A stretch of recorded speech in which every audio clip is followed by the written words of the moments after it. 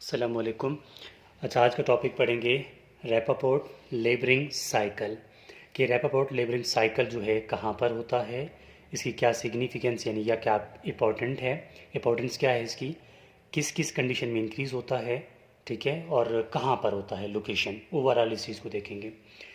देखिए, सबसे पहली बात तो ये कि ये रैपापोर्ट लेबरिंग साइकिल जो है, इसका एक और नाम है जिसको हम बोलते हैं two three bisphosphoglycerate shunt. ठीक है, 2,3-बिसफास्फोग्लिसरेट शंट इसको इसलिए बोलते हैं क्योंकि इस ये जो रिएक्शन है इसी में 2,3-बिसफास्फोग्लिसरेट शंट बन जाता है।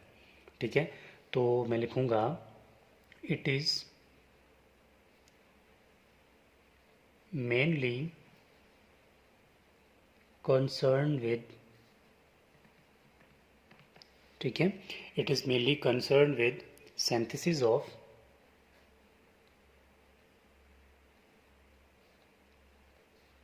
synthesis of 2,3-बिसफास्फोग्लिसरेट।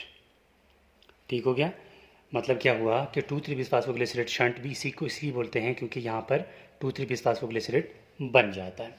अब जो है इसकी लोकेशन देखेंगे कि इसकी ये बनता कहाँ पे है। ठीक है, इसकी लोकेशन कि ये रिएक्शन जो है वो होता कहाँ पे है।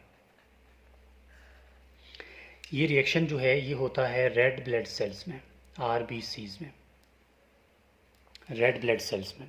ठीक हो गया।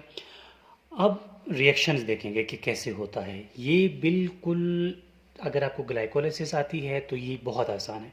ये ग्लाइकोलाइसिस का कहते हैं कि ये ग्लाइकोलाइसिस का एक बाईपास रिएक्शन है। बाईपास रिएक्शन इसलिए, अगर एक सिटी है ये, ठीक है, एक गाड़ी आती है तो इसके बाईपास से गुजरेगी ना, तो हम कहेंगे कि इस सिटी के बाईपास से रोड है। मतलब ये रिएक्शन जो है ग्लाइकोलाइसिस के आसपास से गुजरती है। तो इसको भी देखेंगे कि ग्लाइकोलाइसिस में क्या हुआ था। ठीक है, ग्लाइकोलाइसिस, मेन ग्लाइकोलाइसिस के मेन स्टेप्स में बताऊंगा क्योंकि ग्लाइकोलाइसिस तो हम पढ़ नहीं रहे। ठीक है, जल्दी जल्दी में। ग्लाइकोलाइसिस में ये होता है कि ग्लूकोज जो है ये कन्वर्ट हो जाता है ग्लूकोज 6 फास्फेट में। ग्लूकोज 6 फास्फेट कन्वर्ट हो जाता है फ्रुक्टोज 6 फास्फेट में। ये फ्रुक्टोज 6 फास्फेट कन्वर्ट हो जाता है फ्रुक्टोज 1,6-बिसफॉस्फेट में। फ्रुक्टोज 1,6-बिसफॉस्फेट में। ये फ्रुक्टोज 1,6-बिसफॉस्फेट जो है ये कन्वर्ट हो जाता है दो चीज़ों में। किसमें? डाई हाइड्रोक्सी एसीटोन फॉस्फेट में एक, ठीक है, सेकेंडली ग्लिसरल्डिहाइड 3 फास्फेट में। ये ग्लिसरल्डिहाइड 3 फास्फेट कन्वर्ट हो जाता है 1,3-बिसफास्फोग्लिसरेट में। 1,3-बिसफास्फोग्लिसरेट में ये 1,3-बिसफास्फोग्लिसरेट कन्वर्ट हो जाता है 3 फास्फोग्लिसरेट में। 3 फास्फोग्लिसरेट, 3 फास्फोग्लिसरेट कन्वर्ट हो जाता है 2 फास्फोग्लिसरेट में। 2 फास्फोग्लिसरेट कन्वर्ट होता है फास्फोइनोल पायरुवेट। फाइनली क्या बनता है? पायरुवेट।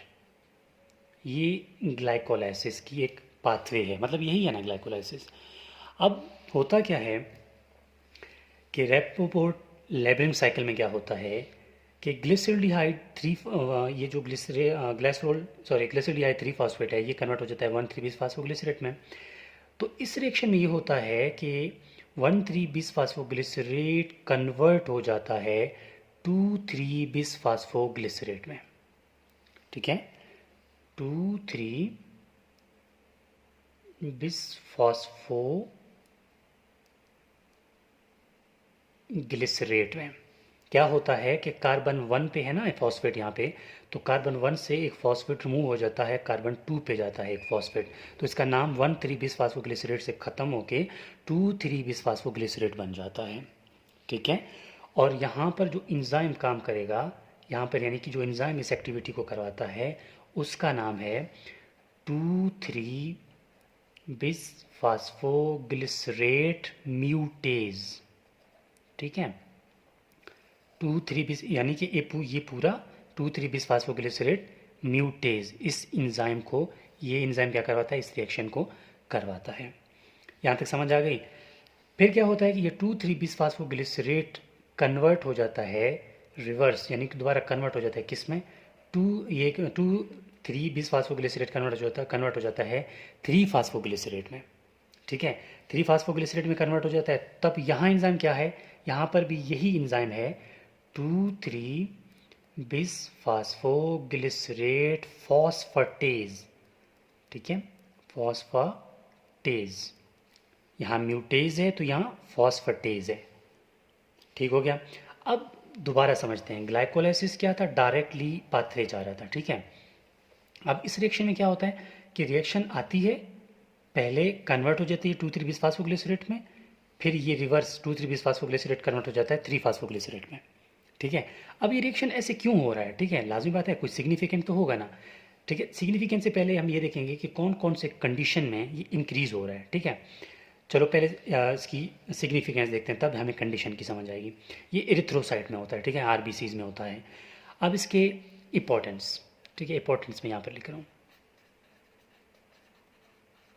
अब इसकी इंपॉर्टेंस क्या है, ऐसे क्यों हो रहा है, ठीक है। लाजमी बात है, ये क्या होता है कि 2,3 बिस्फास्फोग्लिसरेट जो है ये जाके कंबाइन होता है हेमोग्लोबिन के साथ, ठीक है। इट कंबाइंस विद किसके साथ, इट कंबाइंस विद HB यानी हेमोग्लोबिन के साथ कंबाइन हो जाता है, और क्या करता है, ऑक्सीजन एफिनिटी को डिक्रीज करता है हेमोग्लोबिन के साथ, ठीक है। ये क्या करता है, oxygen affinity, oxygen affinity of haemoglobin decrease. मतलब क्या है कि जिस तरह अभी ये मिसाल हेमोग्लोबिन है, इसके साथ ऑक्सीजन अटैच है, अगर 2,3 बिस्फास्फोग्लिसरेट आ जाएगा इसके साथ अटैच हो जाएगा ना, तो वो ये हेमोग्लोबिन को बोलेगा भाई आपकी एफिनिटी जो है ऑक्सीजन की एफिनिटी, यानी कि जो आपके साथ ऑक्सीजन जुड़ा हुआ है ना उसी का नाम एफिनिटी है।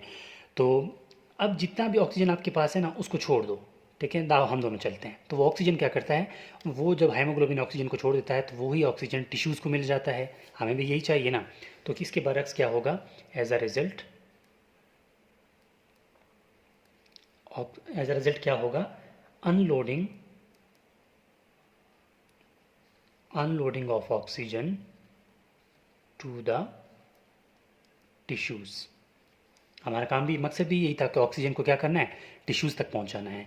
तो इरिथ्रोसाइट यही काम करते हैं कि 2,3 बिस्फास्फोग्लिसरेट में ये जाके ऑक्सीजन के साथ मिल जाता है, ऑक्सीजन को बोलता है भाई देखो आपके पास ऑक्सीजन है, हेमोग्लोबिन के साथ जुड़ जाता है 2,3 बिस्फास्फोग्लिसरेट, हेमोग्लोबिन को बोलता है आपके पास ऑक्सीजन है, ऑक्सीजन को छोड़ो, ठीक है, आओ अपने साथ इसको साथ जोड़ देता है, ठीक है। फिर ऑक्सीजन जो वो टिश्यू के साथ मिल जाता है वो ये खारिज हो जाते हैं, मतलब ऑक्सीजन के साथ हेमोग्लोबिन के साथ जुड़ के ऑक्सीजन बाइंडिंग एफिनिटी जो है वो इसके डिक्रीज करता है। अब कौन से कंडीशंस हैं, ठीक है, कौन से कंडीशंस में कि इस कंडीशन में ये होता है, लाजमी बात है। अब आप खुद को पता होगा कि ऐसे कौन सी कंडीशंस में जहाँ ऑक्सीजन कम हो रही है तब ये रिएक्शन होगा। लाजमी बात है एनीमिया, खुद आपके माइंड में आए होंगे, ठीक है। एनीमिया के बाद हाइपोक्सिया, ठीक है। आप खुद आपको समझ गया होगा कि आप समझ गए होंगे कि भाई क्या मतलब जहाँ कौन से ऐसी कंडीशंस में ऑक्सीजन डिक्रीज हो रहा है तब ये रिएक्शन होगा ताकि ऑक्सीजन सेल को मिलता रहे, ठीक है।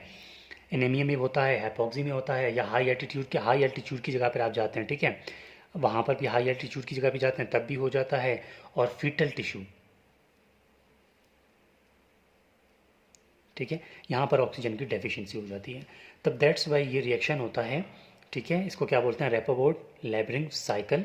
ग्लाइकोलाइसिस का एक सप्लीमेंट्री पाथवे या फिर बाईपास पाथवे है जिसमें 1,3 बिस्फास्फोग्लिसरेट से डायरेक्ट 2,3 बिस्फास्फोग्लिसरेट बन जाता है, ये फिर कन्वर्ट हो जाता है 3 फास्फोग्लिसरेट में।